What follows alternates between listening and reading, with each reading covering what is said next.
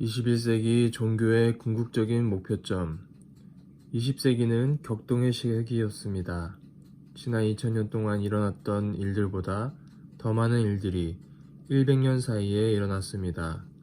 20세기는 두 차례의 세계전쟁을 치르며 공산주의가 거세게 일어났다가 사라진 세기입니다.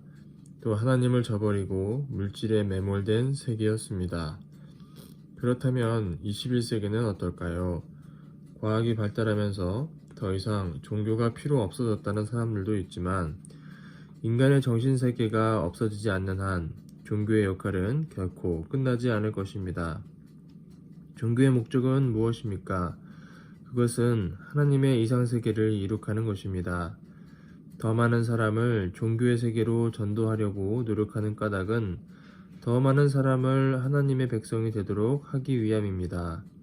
모두가 하나님의 백성이 된다면 세상은 더 이상 전쟁과 분란이 없는 평화 세계가 됩니다. 궁극적으로 종교가 갈 길은 평화입니다. 하나님은 사랑과 평화의 세상을 원하여 이 세상을 지으셨습니다. 자기의 종교만이 유일한 구원이라고 우기며 분란을 일으키는 것은 하나님이 바라시는 바가 아닙니다. 하나님은 이 세상 모든 사람이 평화와 화해, 상생을 위해 열심히 일하길 바라십니다. 교회에 나가는 것 때문에 집안에 분란이 일어난다면 나는 주저없이 가정을 먼저 지키라고 말합니다. 왜냐하면 종교는 하나님의 완전한 세계에 들어서기 위한 수단이지 그 자체가 목표는 아니기 때문입니다.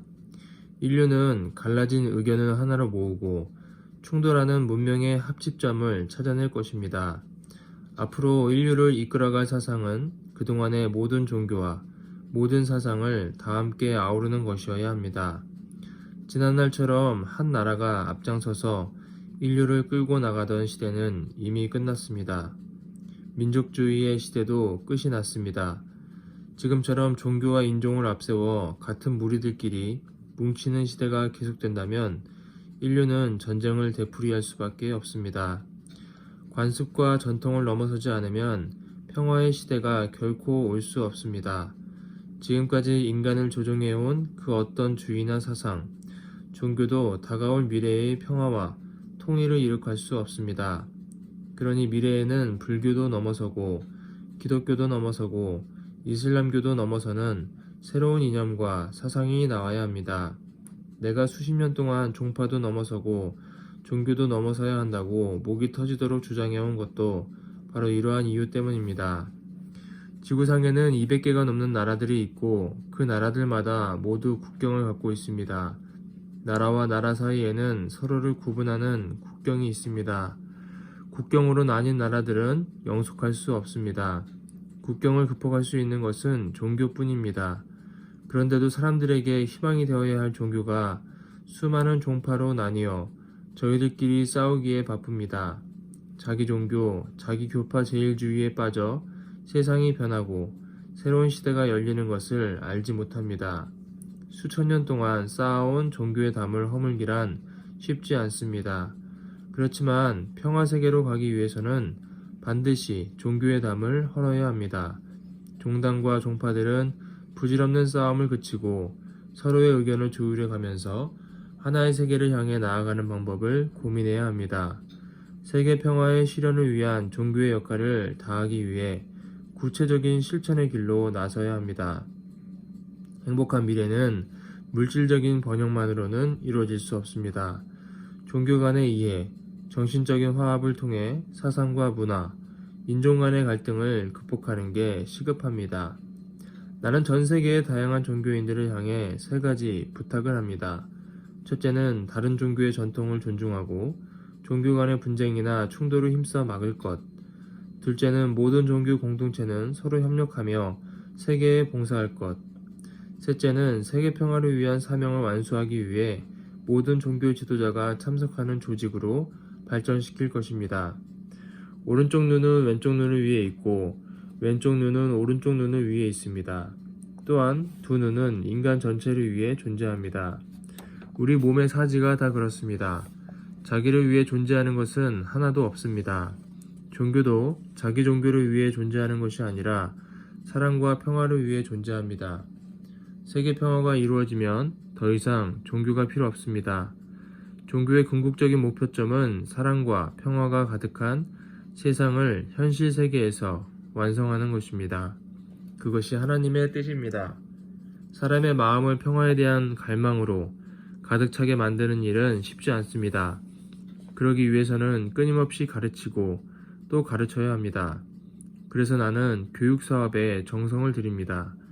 우리 교회가 채 자립도 하기 전에 선화예술학교를 설립했습니다. 청신국제중고등학교, 선문대학교 등 여러 학교도 세웠습니다. 또한 우리나라를 넘어 전 세계에 미국의 브리지포트 대학을 비롯한 많은 학교를 세웠습니다.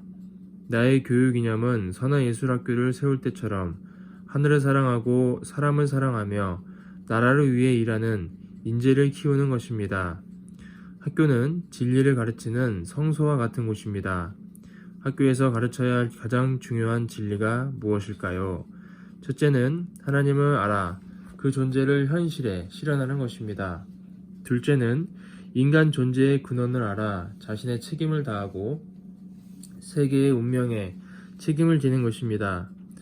그리고 셋째는 인류의 존재 목적을 깨달아 이상적인 세계를 건설하는 것입니다. 이런 것들은 오랫동안 정성을 들여 가르쳐야만 비로소 알게 됩니다. 오늘날의 교육은 경쟁에서 이긴 자가 행복을 독차지하는 승자 독식 사회를 만들어가는데 초점이 맞춰져 있습니다. 그것은 올바른 교육이 아닙니다. 교육은 인류가 함께 잘 사는 평화의 세계를 만들기 위한 수단이어야 합니다. 지금까지 우리를 지배해온 교육의 이념과 방법을 인류 공동의 목표를 위한 것으로 바꾸어야 합니다. 미국이 미국만을 위한 교육을 하고 영국이 영국의 이익만을 위한 교육을 한다면 인류의 미래는 어두울 뿐입니다. 교육자들은 저 혼자 잘 사는 방법이 아니라 우리 시대의 온갖 사회적 문제들을 해결할 수 있는 지혜를 가르쳐야 합니다. 종교학자들의 역할은 더 중요합니다. 종교학자들이 가르쳐야 할 것은 자기 종교의 복잡한 이론이나 우월성이 아니라 인류를 사랑하고 평화세계를 이루는 지혜입니다. 그들이 앞장서서 인류가 한 형제이며 세계는 한 가정이라고 하는 평화의 원리를 후손들에게 가르치지 않으면 결코 인류의 행복한 미래를 기대할 수 없습니다. 지혜 중의 지혜는 하나님의 심정과 이상을 아는 것입니다. 그렇기 때문에 과학기술이 하늘을 찌를 듯한 21세기에도 종교의 역할은 여전히 중요합니다. 따라서 전 세계의 종교는 인류의 나아갈 바를 정확히 알고 지금 당장 크고 작은 이익 싸움을 그만두어야 합니다. 체면을 앞세운 명분 싸움도 하지 말아야 합니다. 서로 지혜를 모으고 힘을 합쳐 이상세계를 건설하는 일에 부지런히 나서야 합니다. 갈등과 증오로 얼룩졌던 지난날은 이제 그만 잊고 평화로 풀어야 합니다. 세계 평화를 위한 노력은 아무리 해도 끝이 없습니다. 인류를 이상세계로 이끌어가는 종교인들은 스스로가 평화의 사도인 것을 잠시도 잊지 말아야 합니다.